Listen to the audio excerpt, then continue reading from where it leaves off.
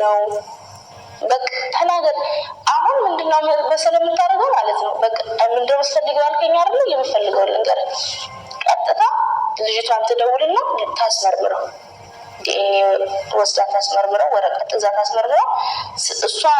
እሷ እንኳን መግባት በእሷ እኔ ትግባ ምናምን እኔ ከእሷ ምንም ጉዳይ የለኝም። ልጁ ይመርመር ህፃኑ ማለት ነው። ከአንተ ጋር ይመርመርና ቪዲዮ ተነስቶ ሲመረመር ደም ሲቀዳ ቪዲዮ ቀርጻ የተመረመረው ወረቀት ዲኤንኤ ሲወጣ ቀርጻ ምናምን ትላክልኝ። ላክና ለቀቀው ትብክለኝ። የዛን ጊዜ ልጁ ያንተ ነው ወይስ የኔ አይደለም የሚለውን እናያለን። ንገራት እንደዚህ ብለህ አስመርምሩና ልጁ ቪዲዮ ቀርጻሽ ላኪልኝ። በጣም ቀላል ነው። ማንም ስትፈልግ ሰው ልከ ጓደኞች ነፍሰው ነው የምታውቀው። እዛ በጓደኞች በፈለግከው ሰው በማንም ይሁን ዋናው የወረቀት የምርመራ ወረቀቱ ነው አትፈልግም። ግን እዚህ ጋር እኔ ለማጭበርበር ብለክ ማለት ነው ወላሂ እኔ ለማጭበርበር የሆነ ሲስተም ብትሰራ ወይ የሆነ ፌክ ነገር ብትሰራ ምናምን እኔ መጀመሪያ ወረቀቱን ከማየቴ በፊት እኔ አንተ እንደዛ ብታረግ አንተም ሰው እንዳለ እኔም ሰው እንዳለ ታውቃለህ። ስለዚህ እኔም ያንተ ወረቀት ከደረሰ በኋላ ማለት ነው እኔ ዝም ብዬ ያንተ ወረቀት ስለደረሰ ነው ምናምን አለም እኔም በማጣራበት መንገድ አጣራለሁ። ስለዚህ ይኸው ቃሌ ነው። አሁን በሆነ ነገር መተክ ዝም ብለህ እዚህ ላይ ዩቲዩብ ላይ ወጣ ማለት ነው ነገሩን አታንዛዘው። ሪከርድ እዚህ ጋር ወጥተ ሌላ ቪዲዮ ምናምን ችግር የለውም እሱ እንገናኝና ምናምን እንዳትለ በቃ ባጭሩ አስመርምር። በቃ በጣም አሰላሙ አለይኩም ወራህመቱላሂ ወበረካቱ። ውድና የተከበራችሁ የሙብላሊቱ ቻናል ቤተሰቦች እንዴት ናችሁልኝ? ከኔ ሁሉ ሰላም አልሐምዱሊላህ። ኢንሻአላህ ሁላችሁም በያላችሁበት ሰላምና ጤና እንድትሆኑልኝ መልካም ምኞቴ ነው። እንግዲህ ዛሬ ኢንሻአላህ ከመዳም ኩሽና ቁጭ ብለን ያው እራት እየሰራን ወደፊት ፈታተን ማለት ነው። ያው እስከ ዛሬ በነ ሰይድ እና በነ ሶምያ ዙሪያ ብዙም ተናግሬ ማውርቻ አላውቅም።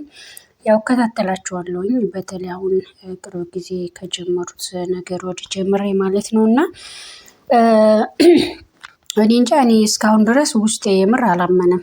አንዳንዴ ፕራንክ ነው የሚመስለኝ። በቃ ያው የዩቲዩበሮች ነገር አይታመንምና ያው ብዙዎች እንግዲህ በፕራንክ የተሞላ ስለሆነ ስራቸው ያው ደግሞ እንግዲህ አብዛኛውም ህዝቡም ሰውም የሚመለከተውም በተስፋ የሚጠብቀውም ፕራንክ ነው እንጂ እውነተኛ ስራና እውነተኛ ነገር ላይ ያን ያክል ትኩረት ስለሌለ ያው ለዛም ይመስለኛል። ግን አንዳንዴ ደግሞ ወላሂ ብለው ሲሙሉ ያው መቼም ወላሂ ብሎ የሚዋሽ ሰው ይኖራል ብዬ አልገምትም። ለአንዴ ለሁለቴ ይዋሻል። ግን ሁልጊዜ እድሜን በሙሉ እንግዲህ ስንት ጊዜያቸው ከጀመሩ ማለት ነው እና አሁንም ድረስ እንደቀጠሉ ናቸው።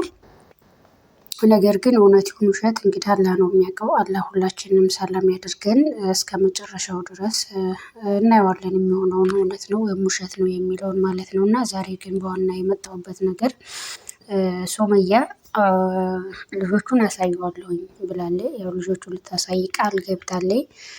ግን ቃል የገባችው ምንድነው እንግዲህ ሰይድ ከሷ በፊት የቆየ ይመስለኛል ሌላ ልጅ ወንድ ልጅ እንዳለው ነው ከአሁንም በፊት እሷም እሱም የተናገሩት እና ልጁን አስመርምሮ እርግጠኛ የሱ ከሆነ እና የተመረመረበትን መረጃ ሙሉ ለሙሉ ትክክለኛውን ካገኘሁኝ እና ካየሁኝ ይዤ አሳያለሁኝ። እኔም መዞርም መደባበቅም በቅቶኛል ሰልችቶኛል እያለች ነው።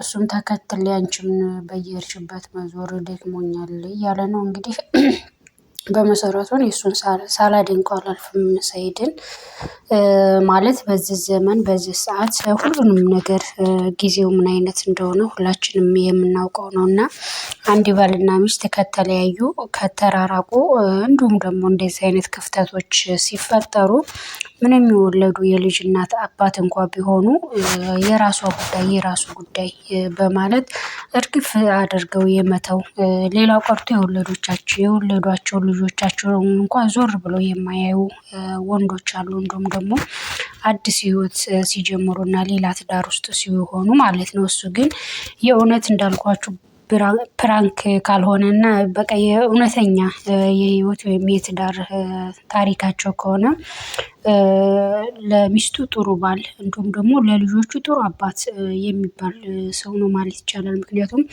የመን ስንት ጊዜ ሄዷል። ከየመን ኢትዮጵያ ስትመለስ እንደዚሁ የመን ኢትዮጵያ እያለ በጣም ብዙ ጊዜ ተመላልሷል። ብቻ ከዚህ እያለ በየሄደችበት በየሆቴሉ በየመናፈሻው በየመዝናኛ ቦታው የትም አልቀረም። ጎንደርም ባህር ዳርም በቃ አዳማም አዲስ አበባም የትም ስትሄድ እየተከተለ ነበር። ግን ያው እንግዲህ ድብብቆሽ እየተጫወቱ ያሉ ነው የሚመስሉት። እሷ ስትሄድ እሱ ይመጣል፣ እሱ ሲመጣ እሷ ትሄዳለች እና በእንደዚህ አይነት ነገር ነው እስካሁን ያሳለፉት ማለት ነው። እውነቱን እንግዲህ እንዳልኳችሁ አላህ ነው የሚያውቀው። ነገር ግን እዚህ ጋር ሰኢድን እንዳደነኩት ሁሉ ሱመያም ጎበዝ ናት በመሰረቱ። ምክንያቱም አንዳንድ ሴቶች ቢሆኑ ይሄኔ በጣም በማልቀስ ራሳቸውን ቤት ውስጥ በመደበቅ ራሳቸውን በመጉዳት በቃ ያልሆነ ነገር ውስጥ ይገቡ ነበረ ማለት ነው። እሷ ግን የእውነት ጎበዝ ናት፣ ቆራጥ ናት።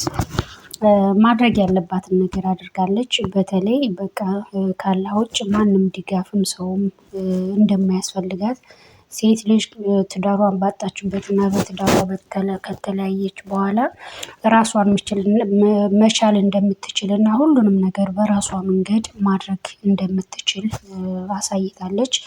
በዚህ በኩል አደንቃታለሁኝ ማለት ነው። ሌላው ነገር ምንድነው? ይሄን ያክል ልጆቹን ላለማሳየት እሷ ብዙ ጥራለች። ድብብቆሻቸውም እሷም ልጆቹንም ላለማሳየት እሷንም ላለመገናኘት ነው። እና ምናልባት እሷ ካልፈለገችው ችግር የለም፣ ማንም የሚያስገድድ አይኖርም። ምክንያቱም ይህ ትዳር ነው። አንድ ሰው ካልፈለገ አልፈለገም፣ ሴትም ሆነ ወንድም ማለት ነው። ነገር ግን ባልና ሚስት በተለያዩ ሰዓት የበለጠ የሚጎዱ የአእምሮም ሆነ የስነ ልቦና እንዲሁም አካላዊ ችግር የሚደርስባቸው ልጆች ናቸው። እናትና አባት በተለያዩ ሰዓት ማለት ነው። ምክንያቱም ከአባት ጋር ሲያድጉ የእናት ፍቅር ያጣሉ፣ ከእናት ጋር ሲያድጉ የአባት ፍቅር ያጣሉ።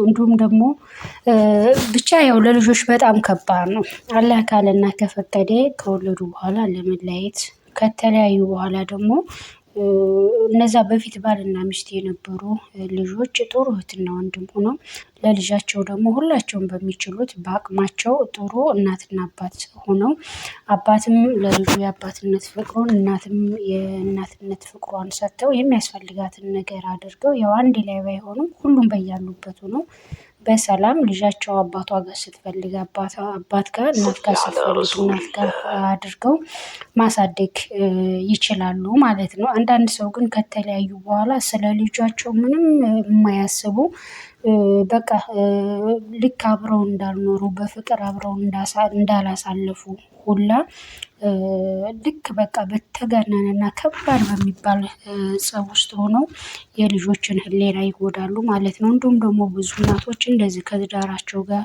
ችግር ሲፈጠር ሲለያዩ ልጆቻቸውን ጭራሽ ከአባታቸው ጋር እናሳይም ወይም ደግሞ በቃ ለመደበቅ ነው የሚሞክሩት ማለት ነው። ነገር ግን ስህተት ነው። እና ሱመያ ልጆቹ ዛሬ ላይ አባታቸው ልጆቹን ፍለጋ እየተንከራተተ ነው። ልጆቹን አልካደም። ልጆቹ ማግኘት ይፈልጋል። እሷ እንኳን ሌላ ገብቷል ብላ እሱን ማግኘት ወይም ከእሱ ጋር መቀጠል ባትፈልግም ልጆቹን አባታቸውን ከማግኘት ልታግዳቸው አይገባም ነበረ ማለት ነው። ምክንያቱም ነገ ከነገ ወዲያ እነዚህ ልጆች መቼም ማደጋቸው አይቀርም። ካደጉ በኋላ የዛሬ ዘመን ልጆች ደግሞ ሲፈጥራቸው ብልህ ናቸው፣ በጣም ብልጥ ናቸው። ጠንቅቀው ሁሉን ነገር ያውቃሉ። ለዛሬ የሚፈጠረውን የሚሆነውን ችግር ይሄ ነው እንደዚህ ነው በዛ ነው ብሎ አለመናገራቸውን አይደለም ማየት ያለብን። ነገ ከነገ ወዲያ ነፍስ ሲያውቁ ያንን እየሆነ ያለውን ነገር ራሳቸው ማወቁ እንዲሁም በአካባቢ ሲወራም ሲባልም አባትሽ እንዴት ነበረ፣ እናታችሁ እንዴት እንደዚህ ነበረች እየተባሉ ሲነገሩ ያኔ በቤተሰቦቻቸው ላይ በእናታቸው ወይም በአባታቸው ላይ አዙረው ጥላቻ ነው የሚያመጡት ማለት ነው። ስለዚህ ዛሬ አላሳይም ብላ ልጆቿን ደብቃ ብትይዝም ነገ ከነገ ወዲያ ነፍስ ሲያውቁ አባታቸው እነሱን ፍለጋ እየተንከራተተ እየወጣ እየወረደ እንደነበርና እናታቸው እንዳያቸው አለመፈለጓን ሲናገሩ አዙረው የገዛ እናታቸውን ጥላት ነው የሚያደርጓት ማለት ነው።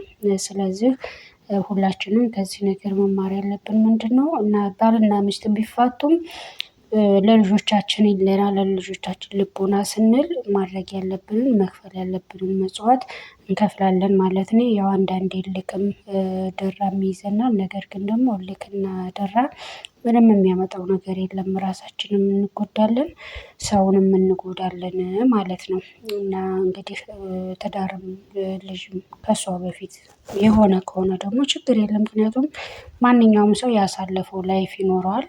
ባሳለፈው ነገር ማንም ተጠያቂ ሊሆን አይችልም። ምክንያቱም ምናልባት ከእሷ በፊት የወለደው ልጅ እሷን ሳያውቃት ነው። እሷ ልትጠይቀው ወይም ደግሞ እንትን ልትል የምችለው ከእሷ በኋላ በሆነው ነገር ነው እንጂ ከእሷ በፊት በነበረው ህይወት የወለደውን ልጅ አስመርምረህ የራስ መሆን አለመሆኑን ማወቅ አለብህ። ወይም ደግሞ ለምን ተወለደ ማለት የለባትም ነበረ። እንግዲህ ሁሉም ሰው እንደ ፍላጎቱ እንደ ሀሳቡ ይለያያል ማለት ነው። እና ኢንሻአላህ እንግዲህ ሁላችንም ሰላም ያደርገን። መጨረሻው ምን እንደሆነ ሁላችንም አብረን የምናይ ይሆናል ማለት ነው። እኔንም ላይክ፣ ሼር፣ ሰብስክራይብ እያደረጋችሁ አበረታቱኝ። እንግዲህ ኢንሻአላህ ሁላችንም ከመዳን ቤት